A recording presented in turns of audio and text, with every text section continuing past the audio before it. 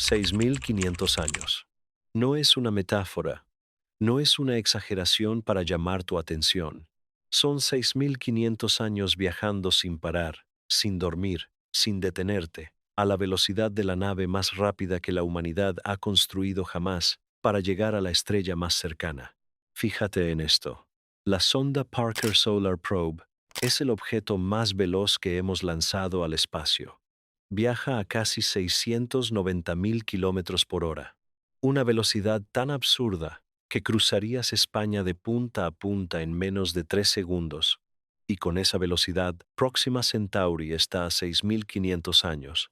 Para que eso tenga escala real, toda la historia escrita de la humanidad, desde los primeros textos sumerios hasta hoy, tiene unos 5.000 años. El viaje a la estrella más cercana duraría más tiempo que todo eso. Y lo que vamos a ver hoy es por qué eso no mejora demasiado aunque lo intentemos con todo lo que tenemos. Propulsión nuclear, velas de luz, antimateria. Los números destruyen cada esperanza de forma sistemática. Y yo creo que entender eso cambia la forma en que ves el universo y el lugar que ocupamos en él. Pero antes de entrar en tecnología, necesito que sientas la escala real de lo que estamos hablando, porque el cerebro humano no está diseñado para esto. Cuando decimos 4,24 años luz, el cerebro lo registra como un número, como cuando lees que la deuda nacional es de 1 billón. Lo procesas, pero no lo sientes. Así que hagamos esto diferente. Un año luz son casi 10 billones de kilómetros. Ahora multiplica eso por 4,24. El resultado es un número tan grande que si lo escribieras en papel, el papel no cabría en esta habitación. Y esa es la estrella más cercana. Y eso es con la nave más rápida que hemos construido jamás. Pero lo que nadie te ha contado es lo que pasa cuando intentamos ir más rápido. Todo cohete que hemos lanzado al espacio funciona con el mismo principio básico que un petardo de Año Nuevo. Mezclas un combustible con un oxidante, lo quemas, y los gases salen disparados por un extremo empujando la nave hacia el otro. Eso es todo. Eso es lo que llevó al Apolo a la Luna. Eso es lo que lanza los cohetes de SpaceX.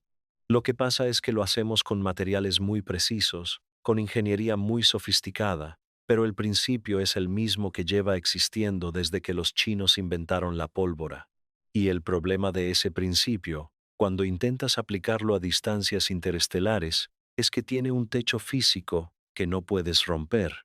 Hay una ecuación que todo ingeniero aeroespacial conoce y que a mí me parece una de las más brutalmente honestas de la física. Se llama la ecuación de Tsiolkovsky, y lo que dice es esto. Para aumentar la velocidad de una nave, necesitas combustible, pero ese combustible tiene masa. Y para mover esa masa adicional, necesitas más combustible, que a su vez tiene más masa, que necesita más combustible. Es un círculo que se come a sí mismo. Lo que esto significa en la práctica es que los motores químicos tienen una velocidad de escape de gases de aproximadamente 4 kilómetros por segundo. Eso suena rápido, y en términos terrestres lo es, pero la velocidad de la luz son 300.000 kilómetros por segundo. Para llegar al 1% de la velocidad de la luz, necesitarías 3.000 kilómetros por segundo de velocidad de escape. La propulsión química da 4. Necesitas 3.000. Y aquí viene lo que yo creo que poca gente entiende cuando lee estas cifras. No es que nos falte un poco, no es que con mejor ingeniería lo consigamos, es que la diferencia es de casi 3 órdenes de magnitud. Es como intentar cruzar el Atlántico nadando a brasa y decir que si entrenas un poco más llegas. No, no llegas. Para alcanzar el 1% de la velocidad de la luz con propulsión química pura, la relación entre el peso del combustible y el peso de la nave tendría que ser tan absurda que la nave en sí sería una fracción insignificante del total. Prácticamente estarías lanzando un depósito de gasolina con una cafetera encima. Pero lo que me parece fascinante, y lo que hace que esta historia no termine aquí, es que los ingenieros lo sabían desde los años 40, y en lugar de rendirse, empezaron a pensar en algo diferente. Así que los ingenieros dijeron, si la química no alcanza, usemos física nuclear. Y aquí es donde los números se vuelven todavía más crueles. En los años 50, un grupo de físicos brillantes, algunos de ellos habían construido la bomba atómica, propuso algo que hoy todavía suena a locura. ¿Y si en lugar de usar explosiones químicas para mover la nave, usábamos explosiones nucleares? El proyecto se llamó Orion, y la idea era esta: construyes una nave enorme con una placa de metal masiva en la parte trasera. Luego lanzas bombas nucleares por detrás, una detrás de otra, y cada explosión empuja esa placa, que empuja la nave hacia adelante. Como si condujeras un coche dando golpes con un mazo gigante por detrás, pero con bombas atómicas. Lo que me resulta fascinante de esto es que no era ciencia ficción, era ingeniería real. El proyecto lo lideraron Ted Taylor y Freeman Dyson en General Atomics, y los cálculos funcionaban. Una nave Orión de tamaño medio podría alcanzar entre el 3 y el 10% de la velocidad de la luz. Con suficientes bombas, algunos diseños llegaban incluso más lejos. Para ponerlo en contexto, el 10% de la velocidad de la luz llevaría a Próxima Centauri en unos 42 años. Y sé lo que estás pensando. 42 años. Eso ya es una escala humana. Eso ya es algo que una persona podría vivir para ver. Pero fíjate en esto. 42 años solo de ida, sin posibilidad de volver, porque el combustible necesario para frenar y regresar multiplicaría la energía requerida por un factor que hace el proyecto imposible. Y esos 42 años los pasarías en el espacio, expuesto a radiación constante, perdiendo masa ósea, con el cuerpo desintegrándose lentamente en un entorno para el que no estamos diseñados. Eso lo vamos a ver en detalle más adelante, porque es uno de los puntos que más cambia la perspectiva. Pero hay otro problema más inmediato con Orión. Para que funcionara, necesitabas miles de bombas nucleares, y lanzarlas desde la superficie de la Tierra significaba contaminar la atmósfera con radiación de forma masiva. En plena Guerra Fría, con el mundo aterrorizado por las pruebas nucleares, eso era políticamente inviable. En 1963, el Tratado de Prohibición Parcial de Ensayos Nucleares lo mató de forma oficial, no porque los cálculos fallaran, porque el mundo tenía miedo, y con razón, de lo que significaba poner miles de explosiones nucleares en la ecuación. Freeman Dyson, uno de los físicos más brillantes del siglo XX, dijo hasta el final de su vida que cancelar Orión fue uno de los mayores errores de la historia de la exploración espacial, que era el camino más realista que hemos tenido jamás hacia las estrellas. Pero el universo no entiende de política ni de miedos humanos. Después de Orión vinieron otras propuestas nucleares. El proyecto Dédalo en los años 70. Más tarde, el proyecto Longshot. Diseños más sofisticados. Fusión nuclear en lugar de fisión. Motores de pulso que no requerían explosiones sino plasma confinado. En cada caso, los números mejoraban. En cada caso seguían siendo insuficientes para hacer el viaje en una escala de tiempo compatible con la civilización humana. Orión fue cancelado. Pero hubo un proyecto posterior, más silencioso, que llegó más lejos que cualquier artefacto humano en la historia, y su destino es exactamente lo que nadie quiere escuchar. La Voyager 1 lleva 47 años viajando. 47 años moviéndose sin parar, a 61.000 kilómetros por hora. Es el objeto más lejano que la humanidad ha lanzado al espacio. En este momento, está a más de 23.000 millones de kilómetros de la Tierra. Una distancia tan grande que la señal de radio que envía, viajando a la velocidad de la luz, tarda más de 22 horas en llegar aquí. 22 horas a la velocidad de la luz para recibir un mensaje de nuestra propia sonda. Y lo que me parece importante entender es que Voyager no es una nave lenta. Para los estándares de lo que hemos construido, es extraordinariamente rápida. Fue lanzada con una maniobra de asistencia gravitatoria aprovechando la alineación de los planetas exteriores, una alineación que no vuelve a repetirse hasta dentro de más de 170 años. Fue diseñada con una precisión que todavía asombra a los ingenieros actuales. Y con todo eso, con 47 años de viaje ininterrumpido, con toda esa velocidad, Voyager tardaría aproximadamente 73.000 años en llegar a Próxima Centauri. No va en esa dirección, por cierto. Pero si fuera 73.000 años, para que eso tenga escala real, los humanos modernos anatómicamente, personas como nosotros, existimos desde hace unos 300.000 años. Es decir, Voyager tardaría casi una cuarta parte de toda la historia de nuestra especie en llegar a la estrella más cercana. Y hay algo en ese número que a mí me detiene cada vez que lo pienso. Porque Voyager es real. No es un proyecto cancelado como Orion. No es una propuesta teórica. Es un objeto físico que construimos, lanzamos, y que en este momento está ahí fuera, en el espacio interestelar, enviándonos datos con una antena del tamaño de un plato de cocina, alimentada por plutonio que ya casi se ha agotado, lo que nos ha llevado más lejos que cualquier otra cosa en la historia. Tardaría 73.000 años. Pero lo más perturbador no es la distancia. Es que Voyager es básicamente el límite superior de lo que la propulsión convencional puede hacer. No hay una versión mejorada de Voyager que resuelva el problema. La diferencia entre Voyager y cualquier cohete químico o nuclear que hayamos propuesto no es suficiente para cambiar el argumento fundamental. Así que alguien pensó en algo completamente diferente. En lugar de llevar el combustible en la nave, ¿y si usábamos una fuente de energía externa? ¿Y si usábamos la luz misma como motor? Breakthrough Starshot, el proyecto más ambicioso que nadie está financiando ahora mismo, y sus números son los más esperanzadores que hemos visto hasta aquí, hasta que haces la cuenta final. Yuri Milner puso $100 millones sobre la mesa para resolver este problema. Y lo que propuso es tan elegante que casi funciona. En 2016, Milner junto a Stephen Hawking anunciaron el proyecto Breakthrough Starshot. La idea parte de una observación simple. El problema de todos los sistemas de propulsión anteriores es que tienes que llevar el combustible contigo. Y el combustible tiene masa. Y la masa necesita más combustible. El círculo que ya conocemos. ¿Qué pasa si el motor se queda en la Tierra? La propuesta es esta. Construyes una vela ultrafina, del tamaño de una vela de barco pero con un grosor de pocos átomos, hecha de un material que refleje la luz casi perfectamente.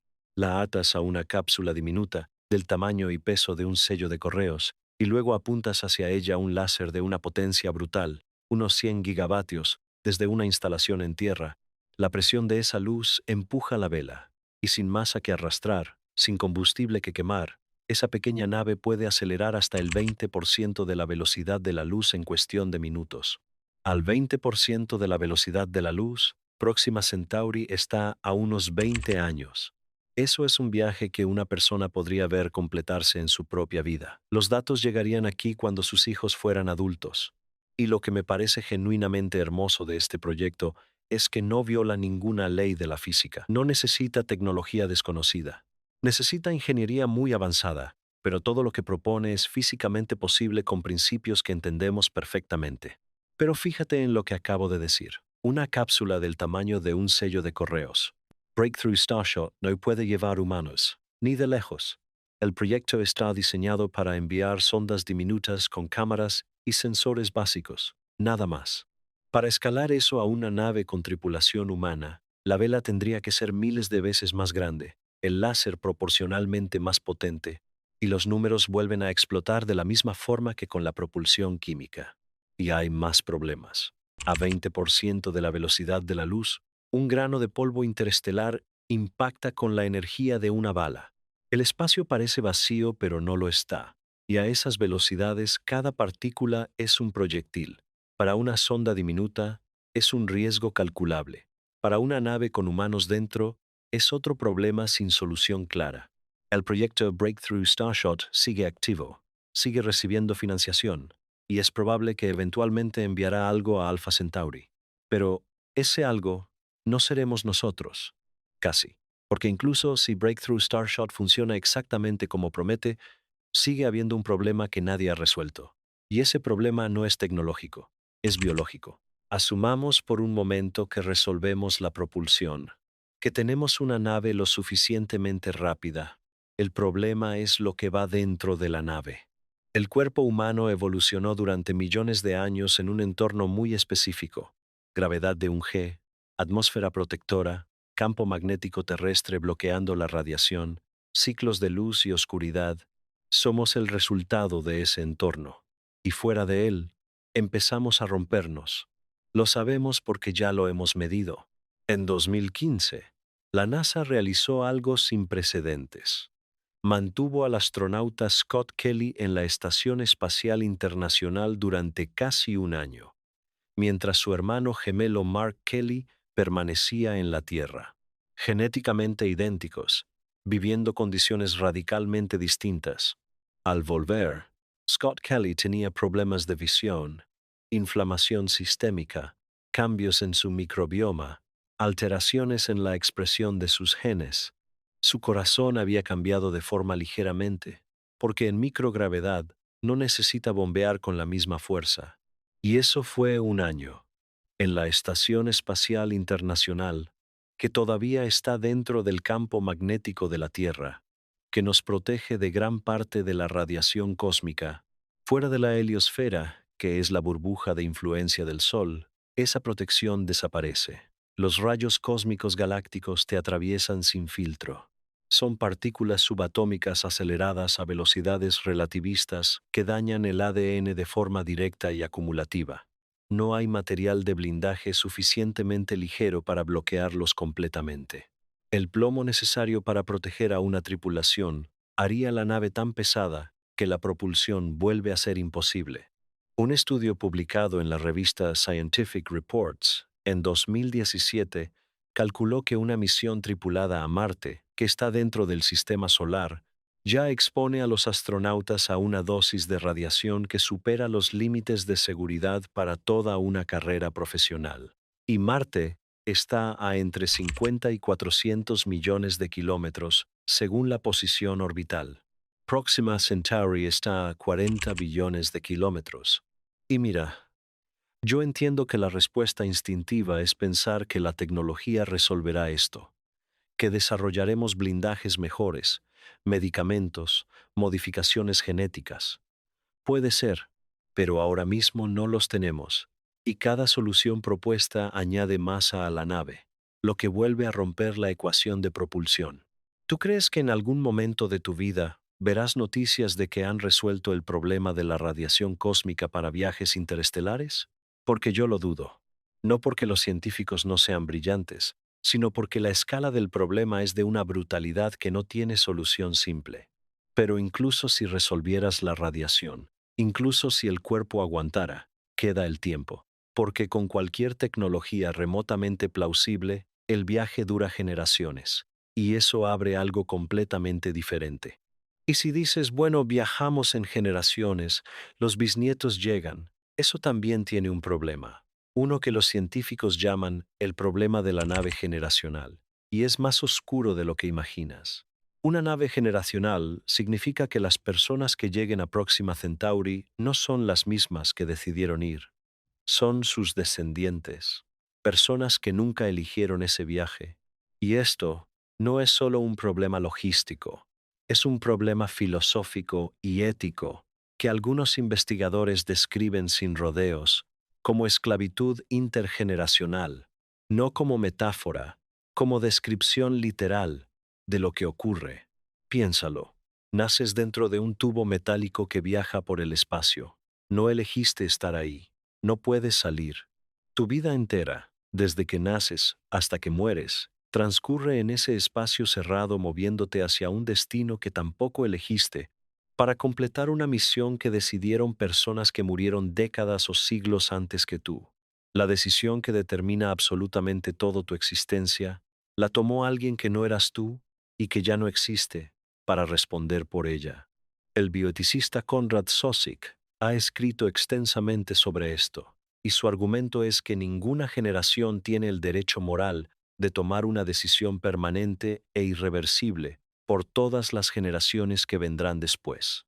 Que ese acto de lanzar una nave generacional es éticamente comparable a condenar a personas no nacidas a una prisión de por vida por el proyecto de sus antepasados. Pero hay más, porque además del problema ético está el problema genético. Para que una población humana sobreviva cientos de años en una nave sin colapsar por endogamia, necesitas un número mínimo de personas. Los estudios varían, pero algunos genetistas apuntan a que necesitarías entre 500 y 10.000 personas para mantener una diversidad genética viable durante el tiempo que dura el viaje. Y cada persona adicional significa más masa, más comida, más agua, más oxígeno, más energía, más espacio. La propulsión es un problema de ingeniería. La radiación es un problema de biología y materiales. Pero esto es un problema de lo que significa ser humano, y esos problemas no se resuelven con más financiación ni con mejor tecnología. Se resuelven cambiando fundamentalmente qué somos. Y eso ya no es exploración espacial, es otra conversación completamente distinta. Entonces llegamos a la última barrera, la que los físicos teóricos llevan décadas mirando y ninguno ha resuelto: la antimateria. La antimateria es el combustible perfecto. En teoría, 1 gramo de antimateria liberaría la misma energía que la bomba de Hiroshima. Y a diferencia de cualquier otro combustible que hemos discutido, la reacción materia-antimateria convierte el 100% de la masa en energía pura, no el 0,01% de la propulsión química, no el 1% de la fisión nuclear. El 100%, con unos pocos cientos de gramos de antimateria. Los cálculos sugieren que podrías propulsar una nave hasta el 40 o 50% de la velocidad de la luz. A esa velocidad, con dilatación temporal incluida, el viaje a Próxima Centauri sería manejable. Los números, por primera vez en todo lo que hemos visto hoy, no destruyen inmediatamente la esperanza. Pero entonces miras cómo producimos antimateria. El CERN, el laboratorio de física de partículas más avanzado del planeta, produce aproximadamente 10 nanogramos de antimateria al año. Un nanogramo es una millonésima parte de 1 miligramo. Para una misión interestelar, necesitarías cientos de gramos. A ese ritmo de producción, tardaríamos miles de millones de años en acumular suficiente, y el coste. Producir un solo gramo de antimateria con la tecnología actual costaría aproximadamente 25.000 billones de dólares. Para contexto, el Producto Interior Bruto de todo el planeta Tierra en un año es de unos 100 billones de dólares. Es decir, necesitarías 250 veces la economía mundial entera solo para el combustible. Y además de producirla, tienes que almacenarla. La antimateria se aniquila instantáneamente al contacto con cualquier materia normal. Necesita confinamiento magnético perfecto, sin interrupciones, durante todo el viaje. Un fallo en el sistema de contención y la nave desaparece en una fracción de segundo.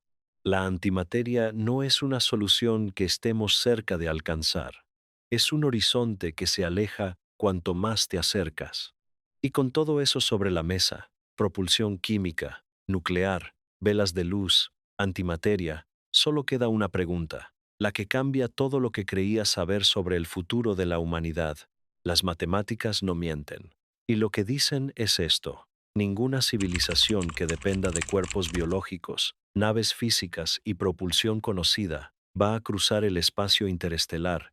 No es pesimismo, es física.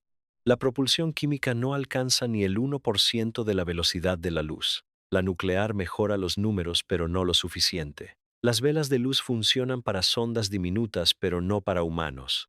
La antimateria es teóricamente perfecta y prácticamente imposible durante miles de millones de años. Y encima de todo eso, el cuerpo humano se rompe en el espacio. La radiación cósmica nos atraviesa sin solución clara, y las implicaciones éticas de las naves generacionales son tan oscuras que nadie quiere mirarlas de frente. Cada puerta que abrimos lleva a otra pared. Pero lo que yo he visto que le ocurre a la gente cuando entiende esto de verdad, no como un titular sino como una realidad matemática, es que algo cambia en la forma en que miran este planeta. Porque si no podemos salir, si esto es todo lo que tenemos, entonces lo que ocurre aquí importa de una forma diferente, más urgente, más concreta. Carl Sagan lo dijo mejor que nadie. La Tierra es un escenario muy pequeño en una vasta arena cósmica. Y todo lo que hemos amado, todo lo que hemos construido, todo lo que hemos destruido, ocurre aquí. en este punto de polvo suspendido en un rayo de sol. No podemos irnos. Y quizás eso no es una tragedia, quizás es una responsabilidad, pero hay algo que no hemos mencionado hoy y que cambia completamente esta conversación. Porque si los humanos nunca hemos podido salir del sistema solar, y las matemáticas sugieren que ninguna civilización con nuestra biología puede hacerlo, entonces surge una pregunta que los científicos han empezado a tomar en serio hace relativamente poco. ¿Y si otra civilización llegó antes que nosotros a esta misma conclusión? ¿Y si existió aquí, en este planeta, mucho antes de que nosotros existiéramos, y llegó exactamente al mismo muro matemático? Eso no es ciencia ficción. Es una hipótesis publicada en 2018 por dos científicos de la NASA y la Universidad de Rochester. Se llama la hipótesis Silurian. Y lo que dice es perturbador de una forma que no esperas. Ese vídeo está en el canal. Suscríbete para poder verlo. Y te aviso que después de ver el vídeo, la forma en que miras el registro geológico de este planeta no vuelve a ser la misma.